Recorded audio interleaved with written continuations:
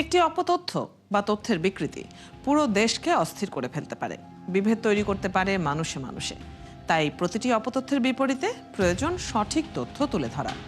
আর সেই কাজটি করতে এসেছি, আপনাদের সাথে আছি আমি রুবাইয়া তদিতি। আমন্ত্রণ জানাচ্ছি রিউমার চেক নিয়ে ৭১-এর নিয়মিত আয়োজন ফেক নিউজ স্ক্যানারে। আজ আমাদের সাথে যুক্ত হচ্ছেন ওয়াশিংটনে বাংলাদেশ দূতাবাসের প্রেস মিনিস্টার গোলাম মর্তুজা। তার সাথে আলোচনায় যাব, তবে তার আগে দেখে নেব একটি প্রতিবেদন। প্রধান নির্বাচন কমিশনার এম নাসিরউদ্দিন বলেছেন, দেশে পাতানো নির্বাচন হবে। এমন শিরোনামে বিবিসি বাংলার ডিজাইন সংবলিত একটি ফটোকার্ড সামাজিক যোগাযোগ মাধ্যমে প্রচার করা হয়েছে। পরে ফ্যাক্ট চেক করে দেখা গেল এটি ছিল গুজব। অপরদিকে দেশে গ্যাস সংকটের কারণে খনিজ সম্পদ উপদেষ্টা মোহাম্মদ ফাউজুল কবির খান বলেছেন, বাসাবাড়িতে গ্যাস যেহেতু নেই, রান্না না করে রোজা রাখুন। এমন শিরোনামে সামাজিক যোগাযোগ মাধ্যমে একটি ফটোকার্ড প্রচার করা হয়েছে। মুহূর্তে তা ভাইরাল। ফ্যাক্ট চেক করে দেখা গেল এটাও অপতথ্য। চলুন দর্শক, কয়েকটি ফ্যাক্ট চেক দেখিনি। প্রধান নির্বাচন কমিশনার এম নাসিরউদ্দিন বলেছেন, দেশে পাতানো নির্বাচন হবে। এমন শিরোনামে বিবিসি বাংলার ডিজাইন সংবলিত একটি ফটোকার্ড সামাজিক যোগাযোগ মাধ্যমে প্রচার করা হয়েছে। পরে রিউমার স্ক্যানার টিমের অনুসন্ধানে জানা যায় এটা ছিল মিথ্যা তথ্য। প্রধান নির্বাচন কমিশনার এমন কোনো কথা বলেননি। প্রকৃতপক্ষে বিবিসি বাংলার ভিন্ন একটি ফটোকার্ড সম্পাদনার মাধ্যমে আলোচিত ভুয়া মন্তব্য সংবলিত এই ফটোকার্ডটি তৈরি করা হয়েছে। ওদিকে দেশে গ্যাস সংকটের কারণে খনিজ সম্পদ উপদেষ্টা মোহাম্মদ ফাউজুল কবির খান বলেছেন, বাসা বাড়িতে গ্যাস যেহেতু নেই, রান্না না করে রোজা রাখুন। এমন একটি দাবি সামাজিক যোগাযোগ মাধ্যমে দেখা যাচ্ছে। অনুসন্ধানে জানা যায় এটা ছিল গুজব। আসলে সার্কাজম পেজ গরম টিভি থেকে জ্বালানি উপদেষ্টা মোহাম্মদ ফাউজুল কবির খানের নামে প্রচারিত ফটোকার্ডকে তার আসল মন্তব্য দাবিতে ছড়িয়ে দেওয়া হয়েছে। এখানেই শেষ নয়, শহীদ ওসমান হাদির স্ত্রীর ফেসবুক পোস্ট ভাইরাল। সেখানে দাবি করা হয় আসিফ নজরুল তার দায়িত্ব নিতে চায়। এমন শিরোনামে সংবাদ মাধ্যম কালের কণ্ঠের ডিজাইন সংবলিত একটি ফটোকার্ড প্রচার করা হয়েছে। রিউমার স্ক্যানার টিমের অনুসন্ধানে জানা যায় এটিও অপতথ্য, বরং ডিজিটাল প্রযুক্তির সহায়তায় কালের কণ্ঠের ভিন্ন একটি ফটোকার্ড সম্পাদনা করে ভুয়া ফটোকার্ডটি তৈরি করে প্রচার করা হয়েছে। দর্শক, আজকের অপতথ্যগুলোর ধরন বিশ্লেষণ করে দেখা যাচ্ছে, সংবেদনশীল ক্যাপশনের ওপর ভর করেই গুজবগুলো ছড়িয়ে যাচ্ছে ফেসবুক ফিডে। মিথ্যা তথ্যগুলো বিশ্বাসযোগ্য করতে নকল করা হচ্ছে জনপ্রিয় গণমাধ্যমগুলোর ফটোকার্ড। এই বাস্তবতায় সামাজিক যোগাযোগ মাধ্যম নয়, বরং গণমাধ্যমের খবরগুলোতেই আস্থা রাখার পরামর্শ বিশেষজ্ঞদের। রুবাইয়া তদিতি, ৭১। আমরা দেখছিলাম প্রতিবেদন। এর পাশাপাশি আমরা আসলে প্রতিদিনই দেখছি নানা ধরনের অপতথ্য এবং রাজনৈতিক অপতথ্য, রাজনৈতিক গুজবের সংখ্যা সেখানে অবশ্যই বেশি, যেহেতু সামনে আমাদের নির্বাচন। এসব নিয়ে কথা বলবো। আমাদের সাথে ওয়াশিংটনে বাংলাদেশ দূতাবাসের প্রেস মিনিস্টার গোলাম মর্তুজা আজকে যুক্ত আছেন অতিথি হিসেবে। সরাসরি চলে যাচ্ছি তার কাছে। স্বাগত জানাচ্ছি আপনাকে ৭১-এ। নিশ্চয়ই প্রতিবেদনটি আপনিও দেখছিলেন এবং হয়তো আপনারও চোখে পড়েছে যে সামাজিক যোগাযোগ মাধ্যমে বেশ একটা গুজবের ছড়াছড়ি কিন্তু দেখা যাচ্ছে বিগত একটা বেশ লম্বা সময় ধরেই। একটু আপনার কাছ থেকে জানতে চাই যে বিদেশে বসে আপনারা এই ধরনের পরিস্থিতি কতটা দেখতে পান এবং সেখানে কি ধরনের পদক্ষেপগুলো গ্রহণ করা হয় গুজব প্রতিরোধে? প্রথমত কথা, বিদেশে বা সারা পৃথিবীতেই এই ফেক নিউজ, গুজব এগুলো নিয়ে এক ধরনের তৎপরতা আছে বা এক ধরনের মানুষের দুশ্চিন্তা আছে। সেই ক্ষেত্রে যুক্তরাষ্ট্রেও ফেক নিউজের ব্যাপারটা আছে।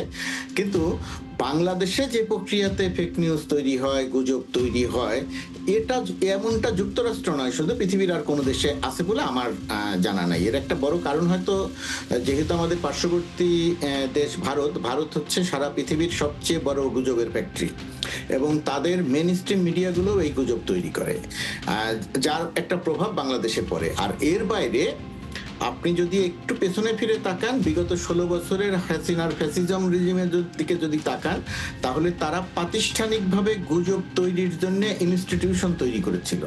সিআরআই নামে তাদের একটি প্রতিষ্ঠান ছিল, সেই প্রতিষ্ঠানটির মূল কাজ ছিল গুজব তৈরি করা। এমনকি তারা পৃথিবীর সবচেয়ে বিখ্যাত বিশ্ববিদ্যালয়ের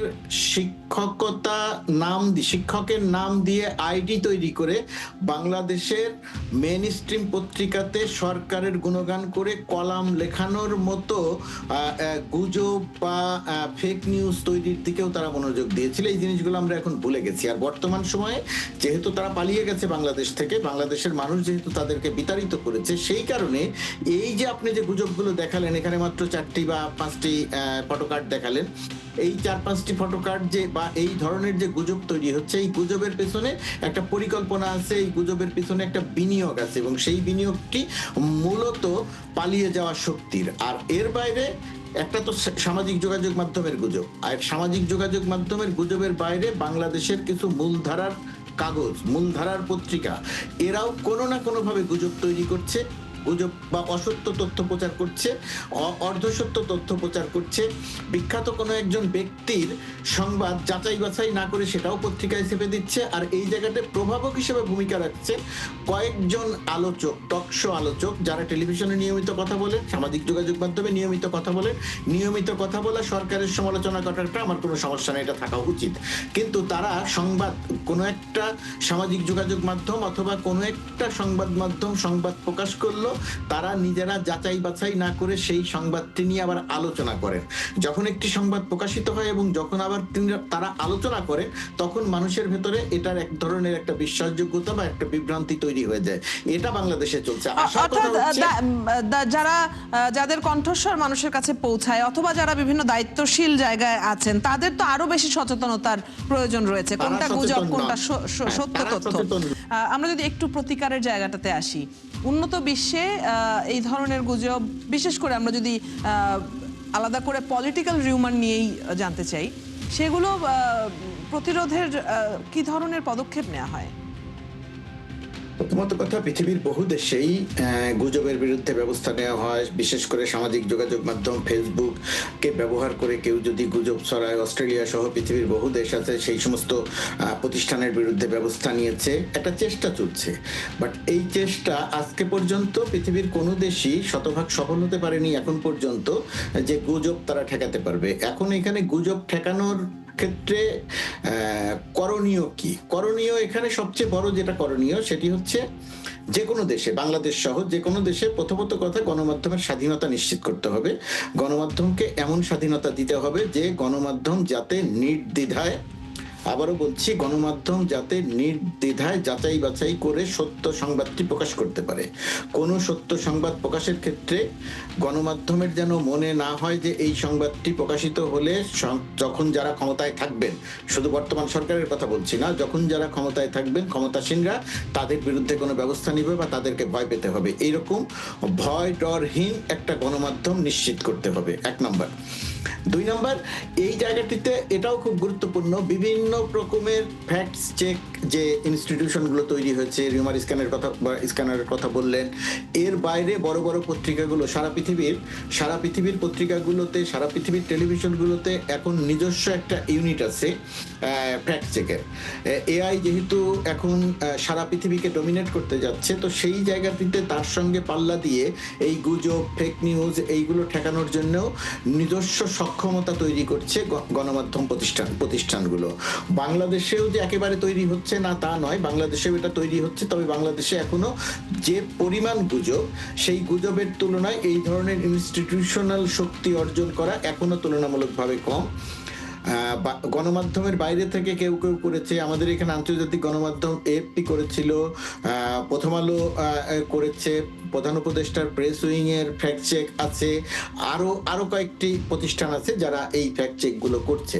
তবে ফ্যাক্ট চেক গুলো করে অসত্য তথ্য বা গুজবটাকে একটা পর্যায় পর্যন্ত আপনি ঠেকাতে পারবেন, প্রমাণ করতে পারবেন, কিন্তু তারপরে গিয়ে এটা আসলে যে বিভ্রান্তিটা তৈরি করার, সেই বিভ্রান্তিটা তৈরি করে দেয়। বিশেষ করে আমাদের দেশের মানুষ যেহেতু একই সঙ্গে রাজনৈতিক সচেতন, এবং একই সঙ্গে আমাদের দেশের মানুষের যেহেতু পত্রিকা পড়ার হার তুলনামূলকভাবে অনেক কম, এবং টেলিভিশন একটা সময় পর্যন্ত দেখতো তারপরে গিয়ে টেলিভিশন এখন কত শতাংশ মানুষ দেখেন বা তার উপরে বিশ্বাস রাখেন সেটা একটা বড় ব্যাপার। আমাদের সংবাদের একটা বড় অংশের নির্ভরশীলতা তৈরি হয়ে গেছে হচ্ছে সামাজিক যোগাযোগ মাধ্যম বিশেষ করে ফেসবুক, আর মানুষের কথা শুনে মূলত ইউটিউব থেকে।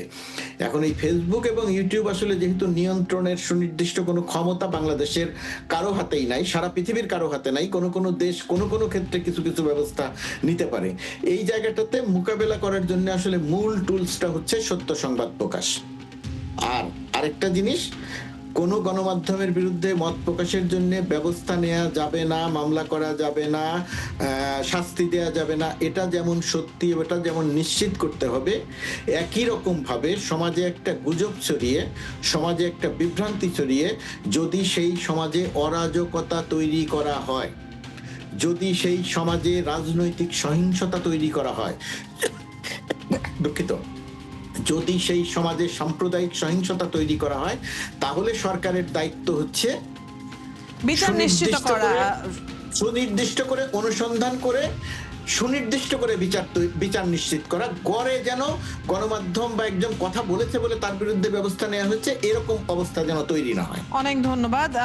আপনার পরামর্শ আমরা জানছিলাম এবং গুরুত্বপূর্ণ বেশ কিছু বিষয়ে আপনি আলোকপাত করেছেন। আপনাকে অনেক ধন্যবাদ আজ আমাদের সাথে এই আলোচনায় অংশগ্রহণ করবার জন্য।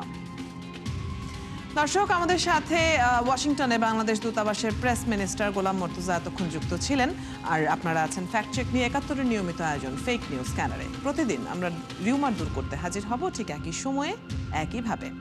আপনারাও যুক্ত হতে পারেন। যে কোনো খবর যদি আপনাকে সংশয়ে ফেলে সেটির একটি স্ক্রিনশট আমাদেরকে মেইল করতে পারেন fns.71tv@gmail.com অথবা ফেসবুকে যোগাযোগ করুন www.facebook.com/fakenewscanner। আমরা সেই তথ্যের ফ্যাক্ট চেক করে আপনাদের জানাবো।